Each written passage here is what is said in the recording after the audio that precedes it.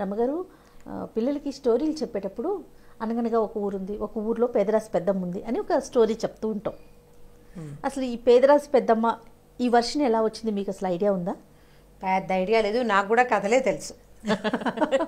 పేదరాశి పెద్దమ్మ అంటే ఇప్పుడు పేద రాశి పెద్దమ్మ, పేద రాశి అంటే చాలా బీదది అనే అర్థం వచ్చేలాగా వినపడుతుంది. ఓ మరి అంతే కదా, పేద రాశి. ఓకే. అయితే ఈవిడ చాలా బీదది, కానీ ఆవిడ మంచిది. అయితే ఈవిడ ఏంటంటే చుట్టుపక్కల ఆ పై ఊళ్ళ నుంచి ఆ ఊళ్ళ నుంచి ఈ ఊళ్ళ నుంచి వచ్చే జనాలు, ఇవన్నీ పాతకాలపు కథలు కదా. ఇప్పుడు ఊళ్ళలో అరుగులు ఉంటాయి చెయ్య ఇళ్ళకి, పల్లెటూళ్ళలో రచ్చబండలే కాదు, రచ్చబండ కాదు, ఇంటికి కూడా వాకిట్లో పెద్ద అరుగు చిన్న అరుగు 2 అరుగులు ఉంటాయి. ఈ అరుగుల మీద కూర్చుని సాయంకాలం లోకాభిరామాయణం మాట్లాడుకుంటారు.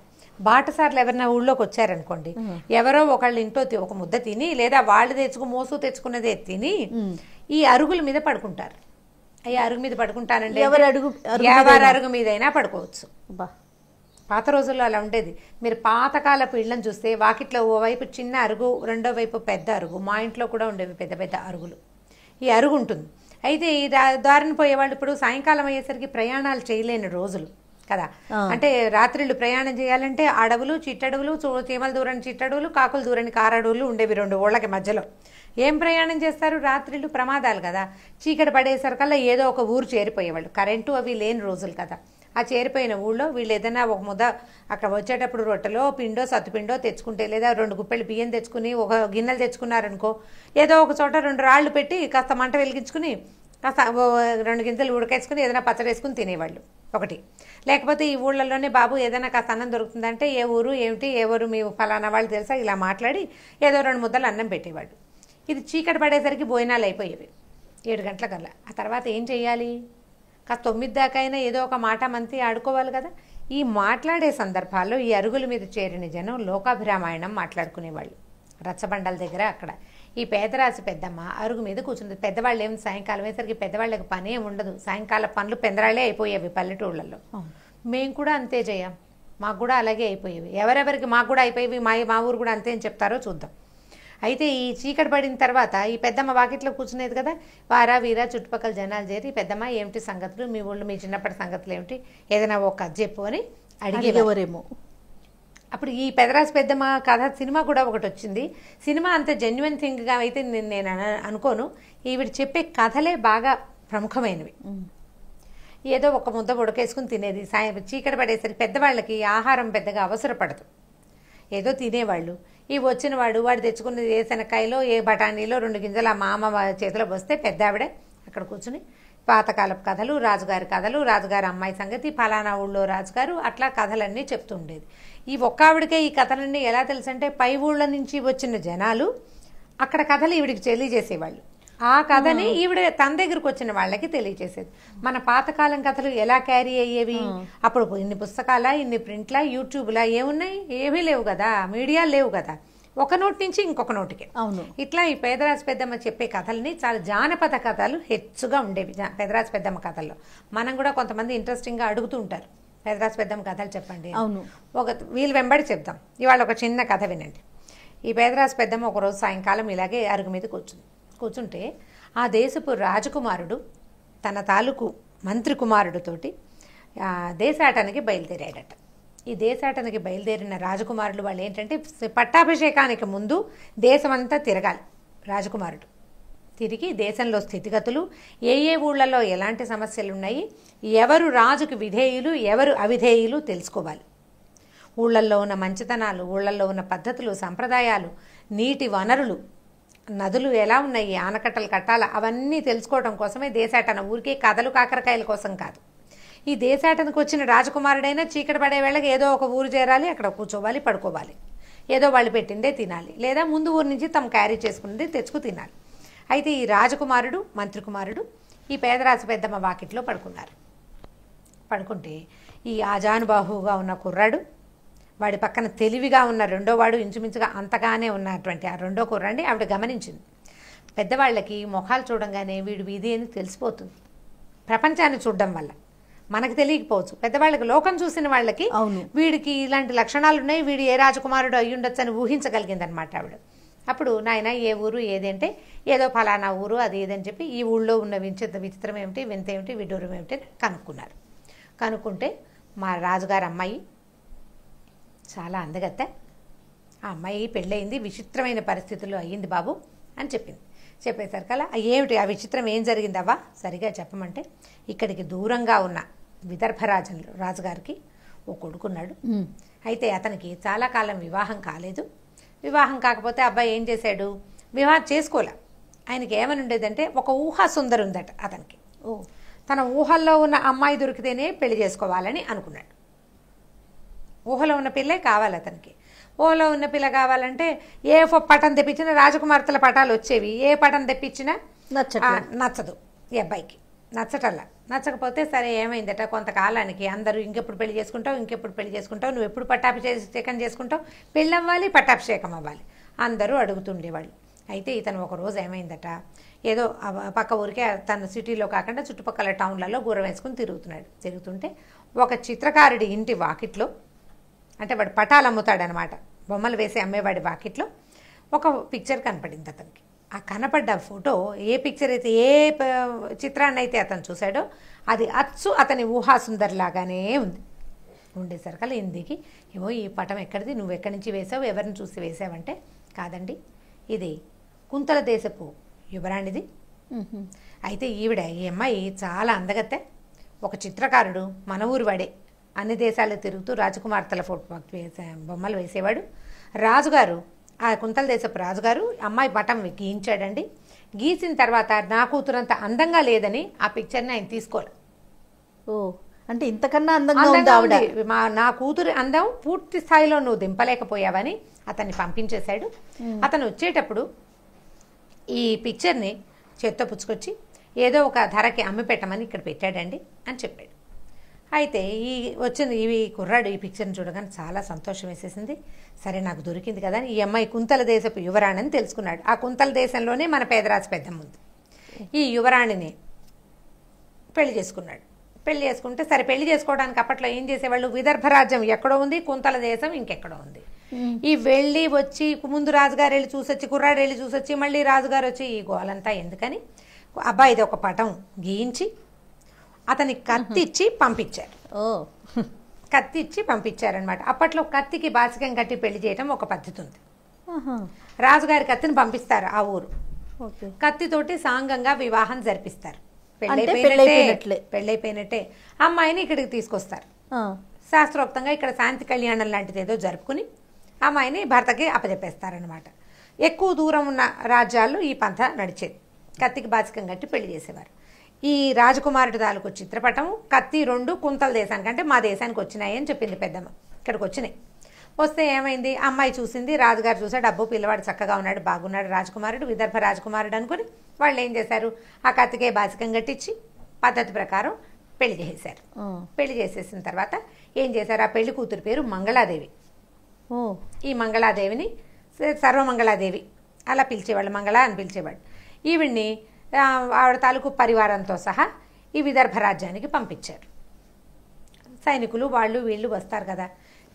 ఒక 5-10-15 రోజులు పట్టింది. ఇంకొక కొద్ది గంటల్లో వాళ్ళు ఊరు చేరతారనగా ఈ రాజకుమారుడు ఆగలేకపోయాడు. తన ఊహాసుందరిని చూసేయాలన్న ఉత్సాహంతో ఏం చేశాడు, అక్కడికి వాళ్ళు ఎక్కడైతే ముందు సాయంకాలపు విడిది చేశారో ఒక చోట విడిది చేసి మర్నాడు పొద్దున బయలుదేరి రావాలి కదా. ఎక్కడ వాళ్ళు విడిది చేస్తారో అవన్నీ ప్లాన్ ప్రకారమే కదా జరుగుతాయి. ఈ అబ్బాయి ఏం చేశాడంటే, రాజకుమారుడు భార్యను చూడడం కోసం గుర్రం వేసుకుని అక్కడికి పరిగెత్తుకుంటూ వెళ్ళిపోయాడు. వెళ్ళిపోతే ఏమైంది, ఈవిడేమో లోపల అంతఃపురంలో వాళ్ళకి ఏదో డేరా కట్టారు, ఆవిడ లోపల ఉంది. ఈవిడేం చేశాడు, చుట్టుపక్కల ఉన్న సైనికుల్లో ఒక సైనికుని పట్టుకున్నాడు. ఏమోయ్ మీ రాజకుమార్తె చాలా అందగత్తెట కదా, నేను ఆవిడ చూడడానికే వచ్చాను, ఏది చూపించవా అని అడిగాడు. అడిగేసరికల్లా వాడేం చేశాడు, వాడు కొంచెం కొంటెతనానికి, వాడు కొంచెం అల్లరివాడనమాట సైనికుడు. గుంపుగా వస్తున్నటువంటి చిలకత్తెల్లో కాస్త గైరుగా కొంచెం నగలు పెట్టుకుని ఉన్న అమ్మాయిని, అదిగో ఆవిడే సర్వమంగళాదేవి అని చూపించాడు. చూపించేసరికి ఈయన తెల్లబోయాడు. ఇదేమిటి, ఈ అమ్మాయి ఇంత సన్నగా ఉంది, ఇంత పొడుగ్గా ఉంది, నేను చూసిన పిక్చర్ ఏమో ఇంకోటి, ఈ అమ్మాయి ఇలాగుందని అతను చాలా దిగులు పడిపోయాడు.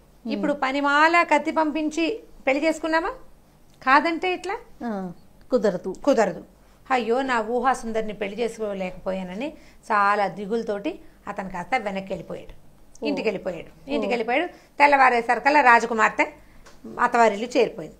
ఇల్లు చేరిపోతే ఈయన ఏం చేశాడు, ఈ రాజకుమారుడు మధ్యాహ్నం సాయంకాలం అయ్యేదాకా ఈ అమ్మాయిని చూడడానికి రాకుండా సాయంకాలం నేను వస్తున్నాను, దీపాలన్నీ ఆర్పేయండి, దీపాలు వెలిగించద్దు, రేపు పగటిపూట రాజకుమార్తె నా కంటపడ్డానికి వీల్లేదు అని శాసనం చేశాడు. ఆయన చీకట్లో వచ్చేవాడు, చీకట్లో భోజనం చేసేవాడు, చీకట్లోనే భార్యతోటి స్పెండ్ చేసి వెళ్ళిపోయేవాడు. పగలు ఎప్పుడూ భార్యను చూసేవాడు కాదు. ఎందుకంటే ఊహాసుందరిని పెళ్లి చేసుకోలేకపోయాను, ఆల్రెడీ చేసుకున్న పెళ్లతో ఎలాగోలాగా ఈ అమ్మాయితోటి కాపురం చేయాలి, ఎందుకంటే కత్తి పంపించి ఇంకో రాజకుమార్తెను తెప్పించాము, ఇప్పుడు కాదు కూడదంటే రాజ్యాల పాట పోతుంది, వాళ్ళు అవమానపడతారు, అది చేయకూడని తప్పుగా భావించి భార్యని చూడకుండా మేనేజ్ చేసుకునేవాడు. ఇలా జరిగింది. అయితే కొంతకాలం అయిన తర్వాత ఈ అమ్మాయట ఏం చేయాలో తెలియక, ఏమిటి ఇతను రాత్రిపూట తప్పిస్తే పగటిపూట నాతో మాట్లాడు, నన్ను చూడ్డు, నేను ఏం చేయాలి అని చాలా మదన పడితే వాళ్ళు ఏం చేశారట, ఈ పేదరాశి పెద్దమ్మకి కబురు చేశారు. అమ్మాయి అంచెల ద్వారా పేదరాశి పెద్దమ్మ కబురు చేసి, నా పరిస్థితి ఇలా ఉంది, నాకు ఏం చేయాలో తెలియటం లేదు, నాకు నువ్వు సహాయం చేయమంటే పేదరాశి పెద్దమ్మని రెండు గుర్రాలు పుంచిన ఒక బండి ఎక్కించి ఆ అమ్మాయి దగ్గరికి పంపించారు. ఈ ఊరు వచ్చింది ఆవిడ.